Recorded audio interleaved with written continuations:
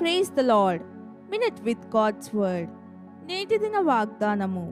కీర్తనలు 97 3 అగ్ని ఆయనకు ముందు నడుచుచున్నది, అది చుట్టూనున్న ఆయన శత్రువులను కాల్చివేయుచున్నది. పరిశుద్ధాత్మని శక్తి అగ్నితో పోల్చబడింది, కానీ ఆయన అగ్ని కాదు. అగ్ని కాల్చివేస్తుంది, నాశనం చేస్తుంది, వేడినిస్తుంది. ఇశ్రాయేలీయులు అరణ్య యాత్రలో దేవుడు రాత్రి సమయాల్లో అగ్ని స్తంభం ద్వారా వారిని నడిపించాడు. అదేవిధంగా నూతన ఇశ్రాయేలీయులమైన మనం కూడా పరిశుద్ధాత్మ అగ్నితో నడిపించబడుతున్నాం. తద్వారా చీకటిలో తరువులాడుకునే వారందరూ విశ్వజ్యోతి వైపు నడిపించబడతారు.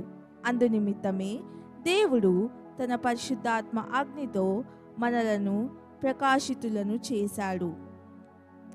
పరిశుద్ధాత్మ అగ్ని అపోస్తలుల జీవితాలలో ఎంతో మార్పును తీసుకొచ్చింది. ఆ అగ్ని మోషే జీవితంలో, ఏలియా జీవితంలో ఎంతో మార్పు కలుగజేసింది. ఆ అగ్ని నీవు కూడా కలిగి ఉన్నావా? పరిశుద్ధాత్మలోను అగ్నితోనూ బాప్తిస్మమిచ్చువాడు యేసు ప్రభువే గనుక నూతన అభిషేకం కొరకు హృదయపూర్వకంగా ఆయన్ను అడుగుదాం. ప్రార్థన.